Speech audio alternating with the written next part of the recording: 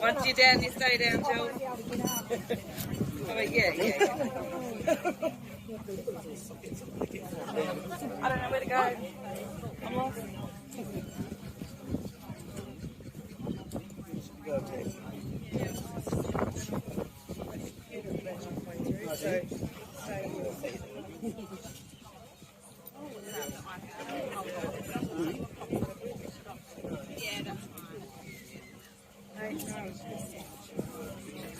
Where am I allowed to see?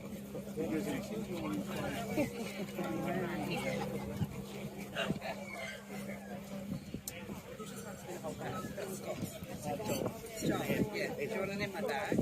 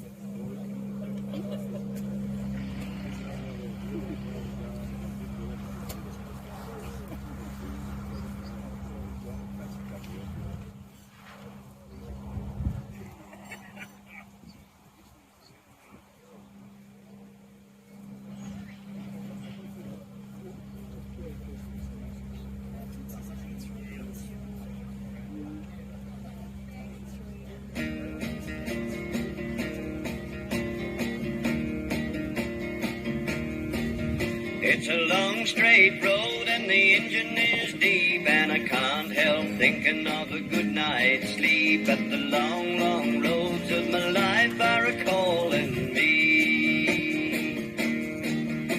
These rough old hands are glued to the wheel, and my eyes full of sand from the way they feel, and the lights coming over the hill are a-blinding me. It's a long, tough haul from the way down south, but a man's gotta find a little bread for his mouth, and a home for a girl as sweet as my honey can be. So it's down through the gears, she's a-starting to pull, and the gauge on the tanks are a-showing near full, and the lights coming over the hill are a-blinding me. There's rain on the road, and I can feel the load start a-shifting in a dance. Too late to see the post, and I haven't got a ghost of a chance. Oh no. Windscreen wipers are a-beating in time, and the song they sing is a part of my mind, and I can't believe it's really happening to me.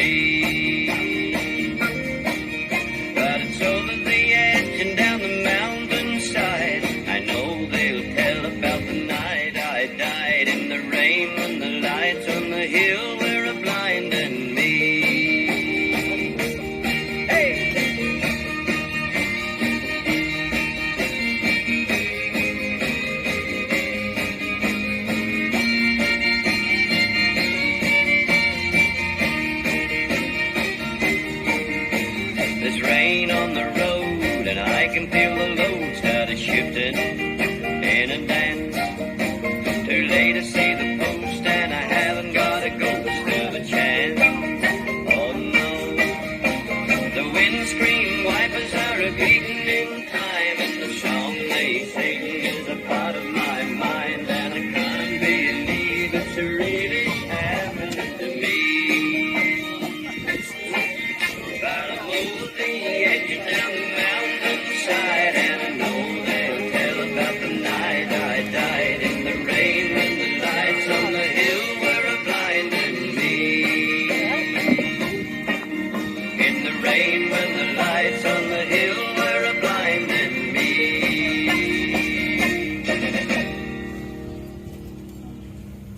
travelled the roads in years gone past, a life he chose and hoped it would last.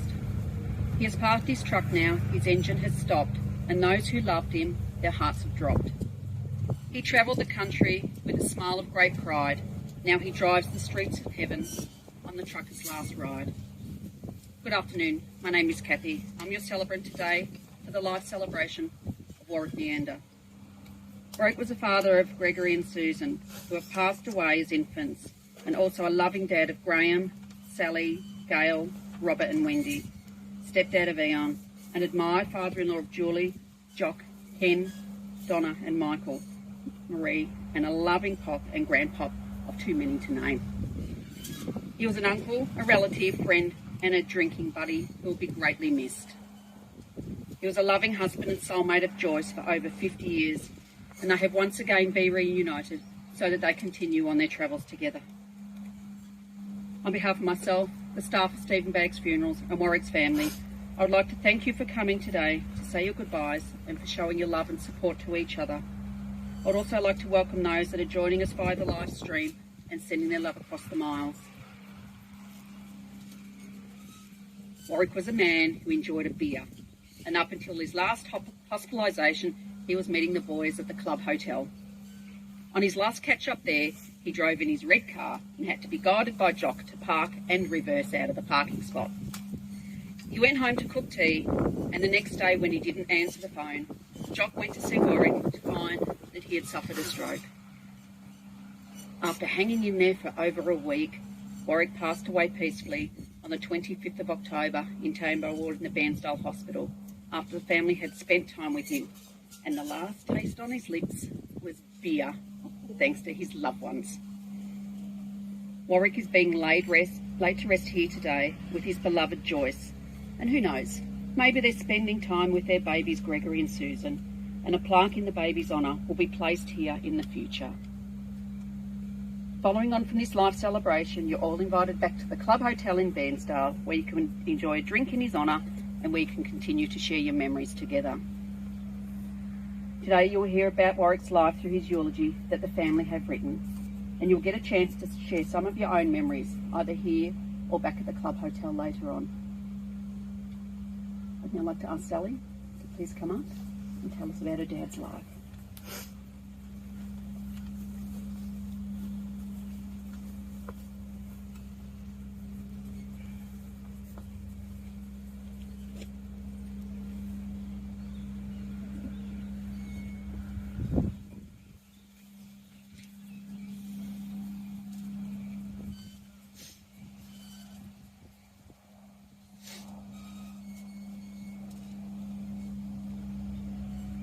Warwick was born to Louis and Jean in Orbost on the 3rd of January 1937, a brother to Lenny and Shirley. We come across an old school record from Orbost High School, which Warwick attended. At the age of 12, it was reported that his progress was hampered by many absences. Then again in 1950, his progress was still hampered by absence. This was at the age of 13, and it did state that he did do a fair year's work. Warwick left school at the age of 14. Warwick completed a motor mechanic apprenticeship at GP Motors in Orbost, but with the love of trucks he started jockeying with Alan Willis. He met and married Joyce Begley on the 10th of May 1956, where they started their love of a family. Sadly, the firstborn children, Gregory and Susan, died after birth, but this must have been a real tragic event for them. And then on the 19th of September 1958, they were blessed with my brother Graham, followed by Sally, Gail, Robert, and then on the 5th of November 1968, with the arrival of Wendy, and the family was complete. Over this time of having their family, Warwick had firmly settled into trucking, driving life, moving to many towns around the area following work. They finally moved back to Bairnsdale, where they bought their first home at 50 Anderson Street in Bairnsdale. And this was to be the family home for many years. But with the downturn of the trucking industry, their business folded and they decided to move to Katherine, Northern Territory, where Joyce's twin sister lived. Moving to the Territory was a big move for both of them, but they were both up for the challenge. Warwick secured a position as a store manager, as a storeman with the Power and Water Authority. Long after arriving, with a little inside trading, as this is where the brother-in-law Ted also worked. Over the years living and working in Katherine, they both granted 6 weeks holidays every year, which allowed them to travel far and wide around Australia. One of their long talked about trips was travelling to Cape York with the brother-in-law Max and Helen, and I'm sure Helen could tell us many stories about that trip as well. When living in Northern Territory, you always have the opportunity to go camping and fishing in the dry season. When living in the Northern Territory, you always have the opportunity to go camping and fishing in the dry seasons. Just one of the stories to share. On a trip back to Bairnsdale, Warwick always looked for bargains and bought a boat trailer made from piping from one of the exhaust places in town. He put a pallet on the top to weigh it down for the trip north. Making it to Katherine, he was very happy with his purchase. One long weekend, he planned a trip to Shady Camp, which was in Arnhem Land. All loaded with a new trailer and a boat on board, off they go. We had so many stops along the way, and as the boat trailer was falling apart, just to say the welding was giving away, needless to say Warwick wasn't happy that his new trailer and that it was the last fishing trip that he decided to do. Shady Camp River was notorious for very large crocodiles, which Warwick wasn't a fan of, and on the Saturday we all set off to go fishing, and grandson Scott was allocated to go with Warwick and Joyce. As they started to make their way up the river, Warwick got sight of how many and how long the crocodiles were. He told Jock and Joyce and Scott that he was having trouble with his motor and would be best to turn around and go back home. Scott was disappointed, and that made then the end of his camping trips with Warwick. Warwick stayed with Power and Water for 12 years and retired on the 14th of July 1999. This saw them move back to East Gippsland to be nearer to their family and homeland. They lived in a few different locations, which would see Warwick wanting to move on when something or someone next door had pissed him off. If you ever did wrong by Warwick, there was no coming back. This seen them relocate back to Orbost, where sadly the love of his life, Joyce, passed away in 2011. Warwick never got over the passing of Joyce and visited her and pined for her always. As he settled into a lonely life without Joyce, he found the men's shed and visited very often, until someone pissed him off, I should say. The other thing that Warwick looked forward to was his outings with the men on the bus drives around the area, and this was organised through the Orbost Hospital, which he attended until he relocated back to Bairnsdale in 2020. There were many friends in Orbost that used to visit on a regular basis, and it appeared that this man Stan was one of his favourites. Thank you all to the Orbost people and the people that supported Warwick in his later years. Warwick was a bit shocked that when it was time to sell his home, that it sold within a very short time, and he moved back to Bairnsdale and was put in place. We had never known someone to accumulate so many things and so many of the same things, but I suppose if you live for 80 odd years, that's what happens. He continues to tell us that he had one of those things, but he just didn't know where it was. Little did he know that most of those things were thrown out in the move, but we just kept saying it just was somewhere. We're a little bit guilty of that. Moving back to Bairnsdale, he lived with Graham and Julie whilst he waited until a unit became available at Clifton Waters Village. And when he looked at a few places at the village, it had to be a one with a decent garage. I wonder why. And believe me, he still had a garage full when he moved there, as well as another load at the back of Graham's place. He would quite often come and fall sick in the pile at Graham's, and as he knew he had that item, thank God we didn't throw everything out. His love of going to the shed each night at 5 p.m. and to have a couple of collies with him right up until the very end. That must have been why he wanted a decent shed. Warwick settled well into Clifton Waters Village, where he would attend Friday night sippers until one night he'd taken his beers up to see him through, and one of the residents helped himself to Warwick's drink. And of course, that was the end of that. He told us that the people at the CWA were way too old. Warwick didn't seem to think that he was 85, which was possibly one of the older residents to be there. Still with the love of meeting the blokes at the pub, he found that his motorised scooter could find its way to the Wyong pub. He just loved to reminisce and catch up with people who knew from earlier days. And then he discovered that through his care packages that they could provide him with a taxi card, and he would get a taxi and go to and from the club in his own town at his own leisure. Again, he loved nothing more than joining Jock, Nick and Brad and the boys on a Thursday or Friday night. We always knew where they were. You would always talk about the raffle wins, which he again would go for a drive on a Saturday just to check if he'd won anything. Over the time of catching up with the boys, he did tell them that he should have moved to Bairnsdale 5 years earlier. As with most things in life, just a little too late. Warwick's health did decline in the last 6 months, but he never gave in.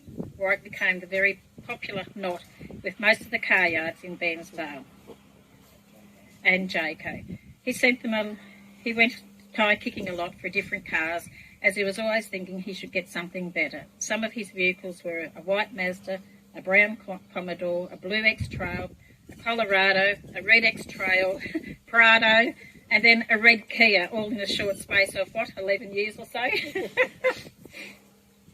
In January 2020, whilst Graham and Julie were camping at Omeo, it would be the opportunity to try out sleeping in the Prado. And when he got up through the night to go to the loo, he had trouble getting back into the car, so he decided to sleep upright in the front seat.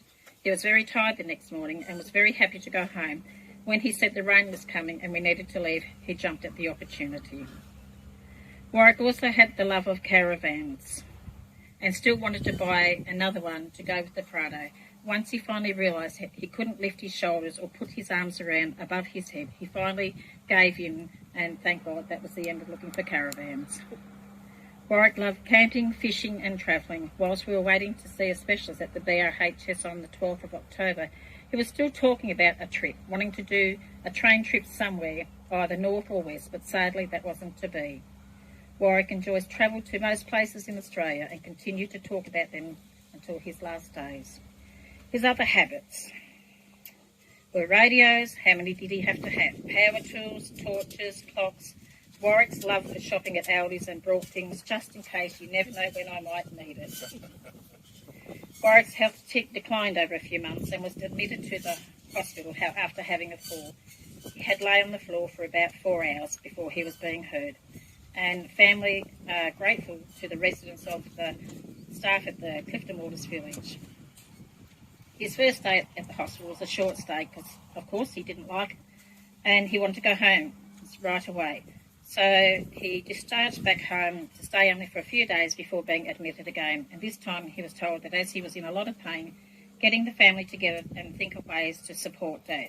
Only to receive a phone call on the 19th of September about 8:30 from Warwick to say the Eagle had landed and he was in less pain. That's a little bit of a joke there.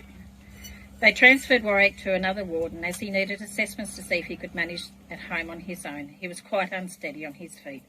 So we ordered an alarm system for him to wear. If he had another fall, it would contact the family straight away. But we needed to wait for that to arrive, and after all the assessments completed, he was ready to be discharged on the Friday. Julie arrived to pick him up, only to be told by the nurses that he was refusing to go home. As usually, Julie had a plan and spoke with Warwick, and they agreed to return Dad to Graham and Julie's place until the alarm arrived. Whilst Warwick was in hospital, there was a delivery of a new red Kia at his house. It just appeared. He didn't even drive it. But, of course, he wanted it. He got it. And on the Saturday around 3:30, all the family received a message to say that Warwick needed help and could we assist him. After ringing Warwick, he tells Julie that he didn't touch the alarm, but he didn't like all the new little toys that he was given, of course to keep him safe. We found out that he wanted to put on a jumper and must have knocked the alarm as he did so. Graham called around at 5:30 to check on the old timer, only to find that little red car was not there. It was missing from the carport. On ringing Warwick, we found out that Warwick was at Aldi's buying some eggs. On the Monday, Warwick told Julie that he needed to get a steering wheel cover for a car as it was slippery. Thinking nothing more of it, we find out that after his passing, he drove down to the car parts place, bought a steering wheel cover, new seat covers, new floor mats, and then he proudly drove them to the dealership where he purchased the vehicle to show Anthony what he had done to his car. On the Thursday evening at the pub, O'Clock, Jock said to Spongy, don't turn around, but there is a red car that has just pulled up. Warwick had pulled his car about 1.5 metres from the curb, and when Jock went out and told Warwick to park right, he wasn't very happy, of course. Once they helped Warwick park safely, he went on to have some beers and chatter. On leaving the pub, his grandson Bradley and Jock helped Warwick reverse the car out of the car park by stopping the traffic from coming around the corner until Warwick was heading in the right direction for home. Bradley made sure he made a phone call to Pop a bit later in the evening to ensure that he'd got home okay. So for the 67 years that Warwick drove, he never was the issue on the road. It was all the other people, of course. Sadly, after no response from family phone calls on the Friday, 15th of October, Jock went to check on Warwick. Even with his determination, he was able to get out of bed, but he wasn't able to open the door for Jock. But he could not work out how the door to open it. Once the ambulance arrived, they quickly conveyed Warwick to Bairnsdale Hospital. After scans that determined that Warwick had suffered a severe stroke, family were advised that there was no reversal of Warwick's condition, which they decided to keep him comfortable and allow the family to say their last goodbyes. Josh and Robert travelled to Darwin along with Warwick's stepson Eon and his son Gavin. Family spent days and nights assuring Warwick that it was time to go and be with Joyce. Determined and stubborn, he did it his way and waited until all the children had left the room as the nurses wanted to make Warwick more comfortable. And in that time, Warwick decided it was time to be with Joyce on the 25th of October 2022 at 11:29 a.m. It's very hard to put 85 years of a person's life into a few pages, but Warwick lived his life to the fullest, with determination and with strength. Go forth, old-timer, rest easy as you are reunited with your beloved Joyce. Happy travels to both of you. And thank you for coming.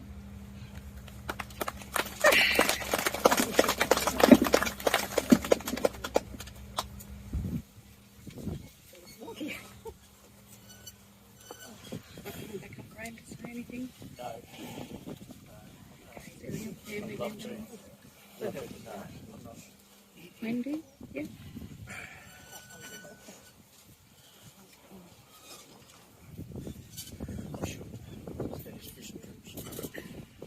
I'm the youngest daughter of Warwick and Joyce. It's been said that I was the most spoilt out of all of the siblings, and quite rightly so, considering I came into this world somewhat 6.5 years after Mum's epic effort with all the other children. Growing up, a truckie's daughter was a little different as Dad wasn't home every night like other dads. I loved his trucks and going on road trips with him. I remember sitting up on his bunk bed thinking I was king of the road, often heading to Melbourne and out to Club Terrace. I do remember Dad allowing me to go with him to Adelaide until Mum canned that idea, as I had to go to school. As a kid, being the youngest, I had to go everywhere with Mum and Dad, which included trips to Channel 9 Studios and Festival Hall in Melbourne to watch the wrestling. I hated it. With the only thing that I looked forward to was going back to Sally's flat in St Kilda to watch the replay on the TV and looking for myself in the crowd. I remember as a 15-year-old with one of my besties, Lisa, sneaking out the bedroom window to head back to a party we'd been to earlier in the night. Only for everyone to go dead quiet when there was a knock on the door and a very grumpy-looking Dad standing there gesturing me to get here right now. Lisa and I very gingerly left the party thinking I was grounded for life. When I was 16, I met Michael. I remember being terrified to introduce him to Dad. Thankfully, Dad liked him and welcomed him into the family, with Michael even escaping the talk down the back shed, like unlike boyfriends my sisters had brought home before me. At 18, when Mum and Dad moved to the Northern Territory, I moved to Bruthen to live with Michael. There was a period where I didn't see much of Mum and Dad except for my 21st birth of my children and the odd holiday. After some 12 years or so in the NT, Mum and Dad returned to Victoria, residing with us for a few months until they found a home to call their own and settle into. We really reconnected during this period and spent a lot of time together, touring around, fishing and going to the footy. Friday nights, Dad would head to our mate's garage with Michael for beers, whilst Mum and I hung out having drinks, alternating between each other's homes with the kids in tow. They were great times until Dad dropped the bombshell and told me that he and Mum were selling up and moving back to their hometown of Orbost. I was not happy at all and let him know in no uncertain terms. I adjusted to having the distance once again, which became even less when we bought a pub and moved to Now and Hour. this was a little closer to Orbost, being the perfect stopover for Mum and Dad in their travels, then going back for a nice cold beer. When Mum passed in 2011, it broke Dad's heart, as he had lost the love of his life and soulmate. It was a tough time, with Dad often indicating he wanted to be with Mum. Michael and I would visit Dad for lunch at the Bottom Pub in Orbost. As they both have a mutual love for beer, this presented me with the challenge of getting the buggers out of the pub each visit. About 6 months ago, I asked Dad if I could have a copy of his signature so I could get it tattooed on me. He very diligently practiced his best signature, which I now carry with me permanently together with Mum's. I take great comfort in knowing that Dad is no longer suffering and feel very privileged to have spent his last days by his side, sharing stories and tales with my siblings. Dad, you were tough right to the end. You did it your way. Rest in peace, old timer, for it's now for you to reunite with Mum.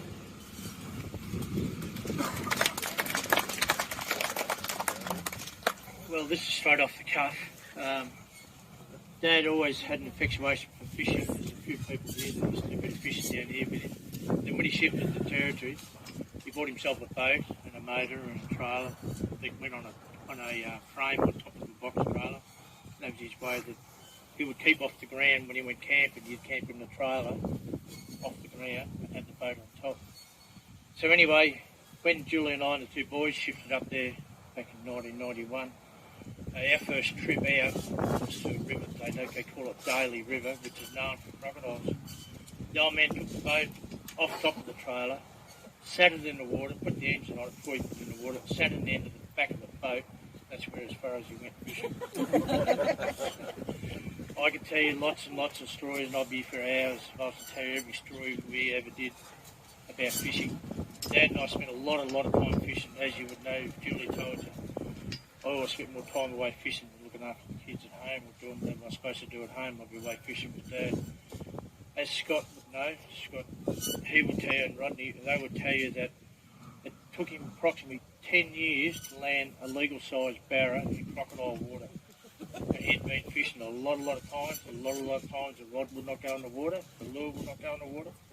He would sit back in his chair and sit right in the middle of the boat, a hand there and a hand there, not on the outside of the gunnels, but in there, and that's where he sat, and every now and then he'd take the hand off and have a drink. And we did drink a lot then, back in those days. You could get away with drinking, the police didn't come to annoy you because of where you were. But that trip that we were talking about earlier, the crocodiles were cars parked in Woolworth's car park, that's how many there were. And his ass was the skull going like that. Something shocking. Terrible. We had a visitor one day, as we always had visitors up there, visitors. Teddy King from Buchan come up, and Dad and Teddy and Rock, Scott I think it was, they took our boat, or our family boat, down the river. And that was when Dad got his first legal-sized barra. And to this day, it's still been showed off around the countryside in different places. It was up at the Buchan pub before it burnt down, and Teddy King took pride in that one. So along the way, we did catch a lot of fish. Along the way, we caught a lot of tails, as I say. Drank a lot, played a lot, lived hard, until he shifted down here. Anyway, thanks very much. All the best, Dad.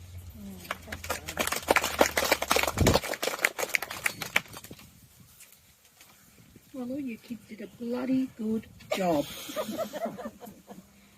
Now, is there anyone who else would like to come up and share a few memories? Okay, back at the pub later on it is to share them.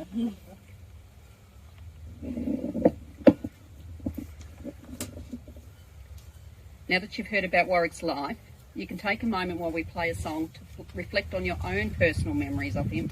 And for those of you that are religious, you might like to take this time to say a prayer for him.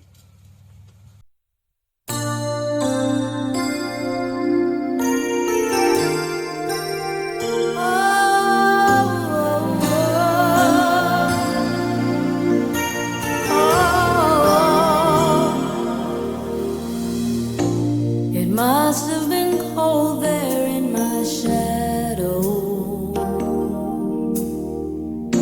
to never have sunlight on your face.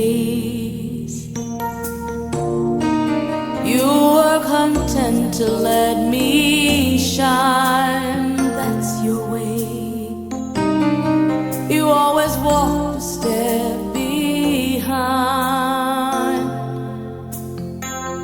So I was the one with all the glory, while you were the one with all the strength. A beautiful face without a name for so long. A beautiful smile to hide the pain. Did you ever know that you're my hero? And everything I would like to be. I can fly higher than an eagle. You are the wind beneath my wings.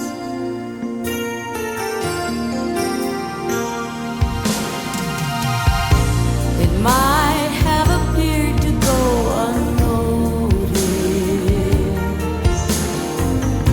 but I've got it all here in my heart. I want you to know I know the truth. Of course I know it. I would be nothing without you. Did you ever know that you're my hero? You're everything I wish I could be.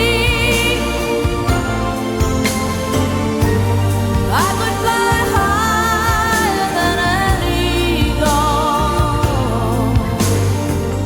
For you are the wind beneath my wings. Did I ever tell you you're my hero? You're everything, everything I wish I could be. Oh, and I can fly higher than an eagle. You are the wind beneath my wings. 'Cause you are the wind beneath my wings. Oh, the wind beneath my wings. You are the wind beneath my wings. Fly, fly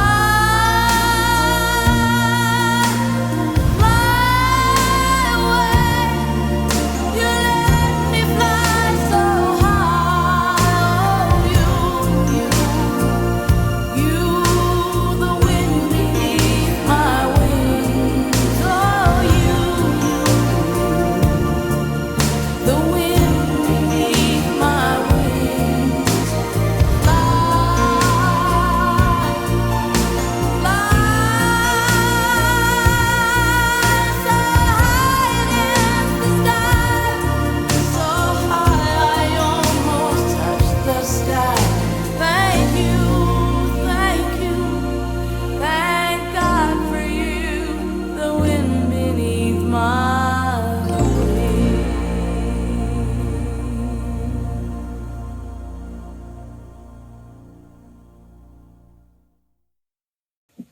We can thank the breeze that's blowing because it blew my book open to a message from Teresa Berg. Teresa sent this message down from her uncle. Firstly, on behalf of myself and my children, I would like to pass on my condolences to all of the family.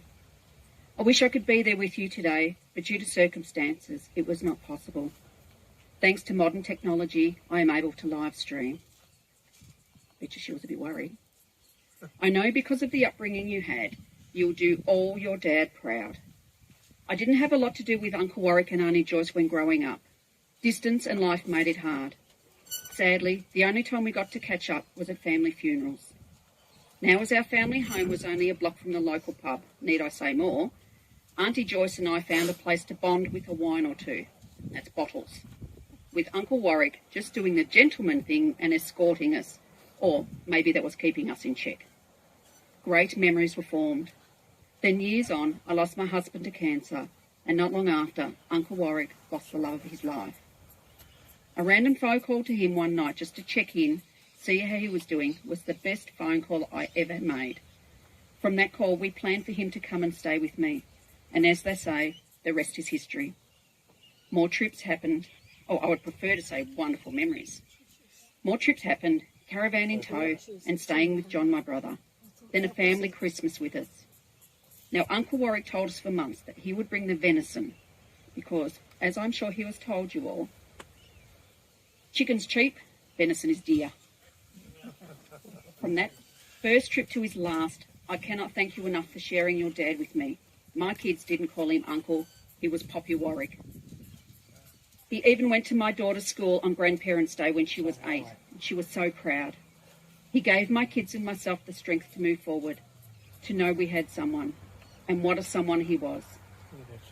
Together we laughed, we cried, we learned together how we could move forward and live, and love, but still be true to our true loves. Shine bright, enjoy a beer or two with the family. You are a true Aussie gentleman and family man. Thanks for the memories. Thanks for Kayla's and my iTunes consisting of nearly every Slim Dusty song. I'm not going to thank you for hangover memories though. You always bounce back quicker than us.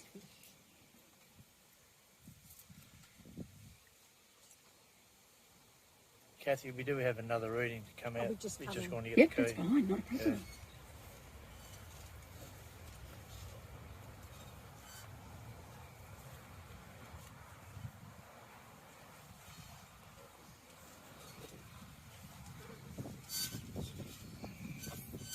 Get it fast as you run for a while.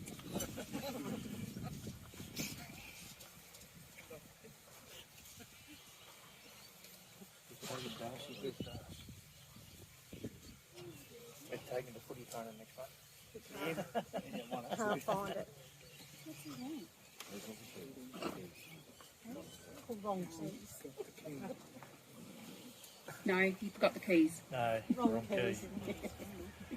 Passenger side.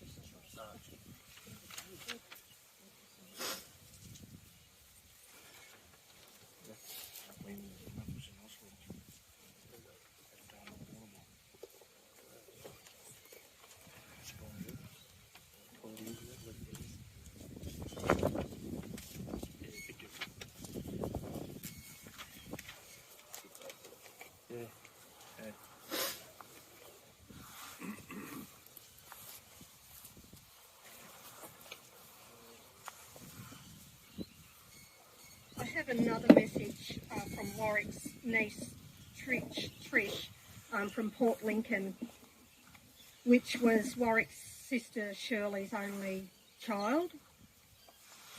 Thank you, my uncle, for the love and affection you showed me in my childhood. Those days I spent with you and Auntie Joyce were some of the happiest memories. I'll miss the talks on the phone. You were always there for me. Love, Trish. Rest in peace, my beautiful uncle. And they did talk on the phone quite often. And the Wednesday before the pub Thursday, Trish was the last time that Trish had spoken to Warwick. So it's just like she knew there was something going on. So that's from Trish. So an all-round family man, special uncle as well. Hang on. Hang on. Oh wait, there's more. What's he doing?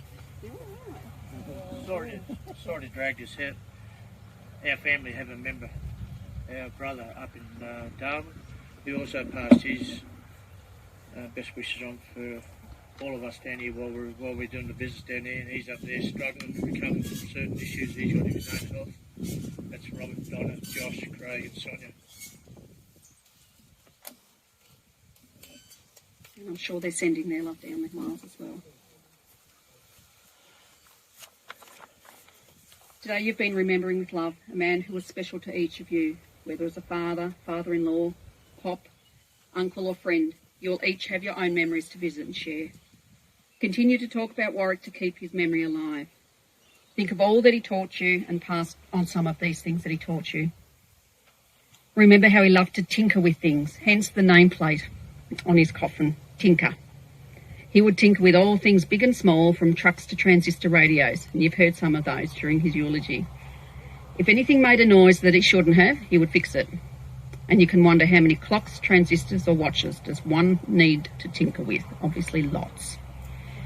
Remember the time spent together fishing or watching the cricket or at family gatherings. Whenever you see a log truck driving by, imagine Warwick behind the wheel or guiding the trucker safely up the road. Share the diaries that he kept of his driving activities and the fuel consumption that he kept as well on his travels. Think of how Warwick could turn 5 cents into 10 cents and maybe take some of this knowledge about that with you. When you hear a song by Sing Dusty or Charlie Pride, think of Warwick listening along with you. When you hear the Carlton football theme song being played, not Geelong, Carlton, think of him cheering because they'd won a game. Think of him sitting on his stool in his happy place, his shed, listening to the radio while having a beer, or at the bar at the club hotel, drinking with his boys.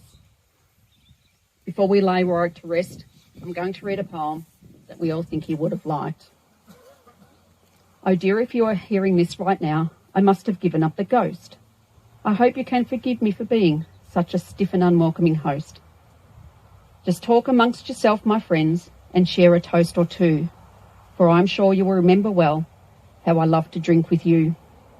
Don't worry about mourning me. I was never easy to offend. Feel free to share a story at my expense, and we'll have a good laugh at the end. We're now going to place the body of Warwick to his final resting place with his beloved Joyce. We are sure that she will be there to welcome him with open arms, as he has missed her very much over the past 11 and a half years. Into the freedom of wind and sunshine, we let you go. Into the dance of the stars and the planets, we let you go.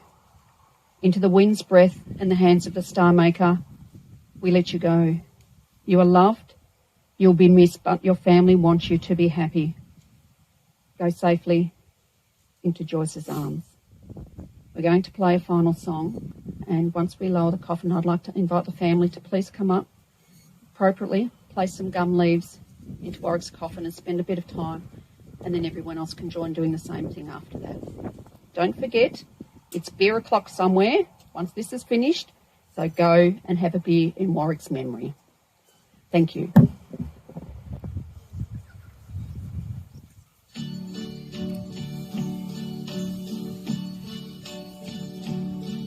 And now the end is near, and so I face the final curtain. My friend, I'll say it clear, I'll state my case, of which I'm certain. I've lived a life that's full. I traveled each and every highway, and more, much more than this, I did it my way. Regrets, I've had a few, but then again, too few to mention. I did what I had to do, saw it through without exemption.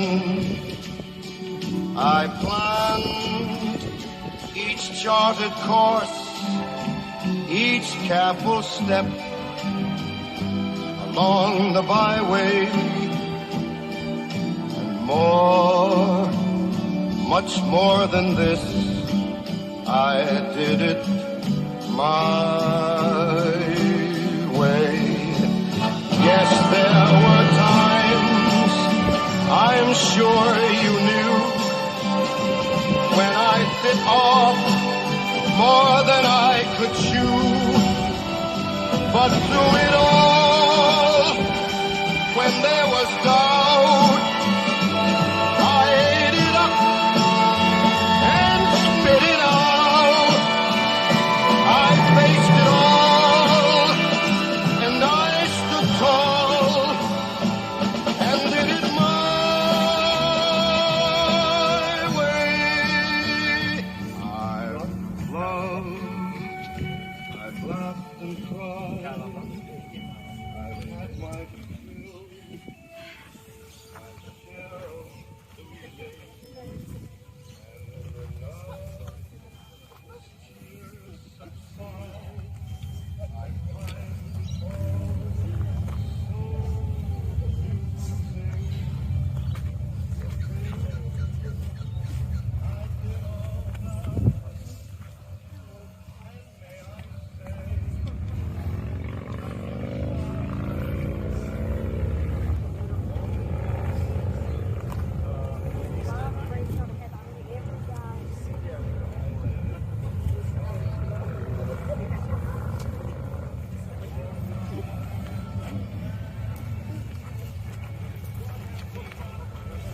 Yeah, mate.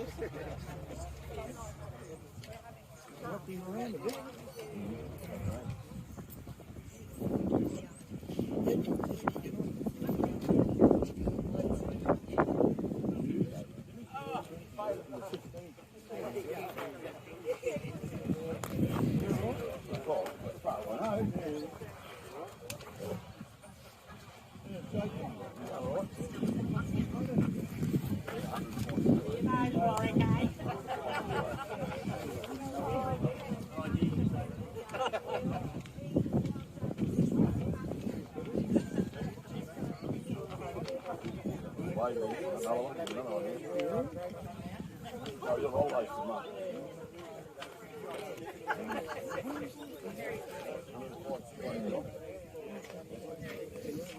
you one in a minute. I've got one over in the car. Hey, Ben. How you going? Passed here this morning, pretty quick. Phoenix, he's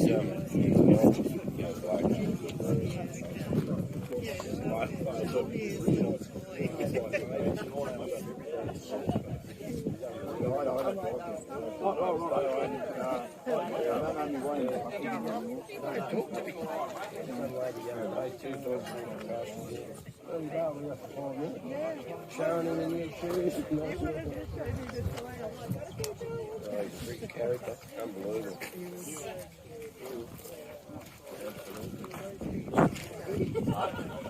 Yeah, light up top the glasses. Yeah, so he's like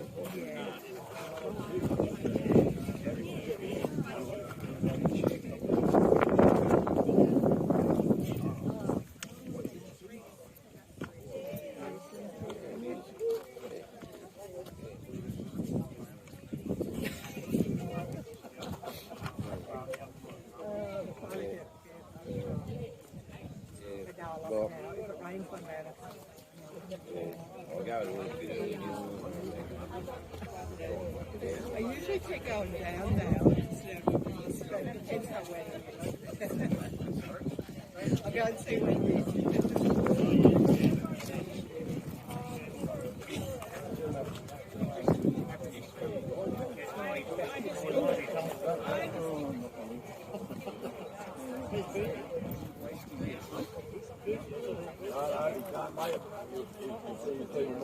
Oh, good.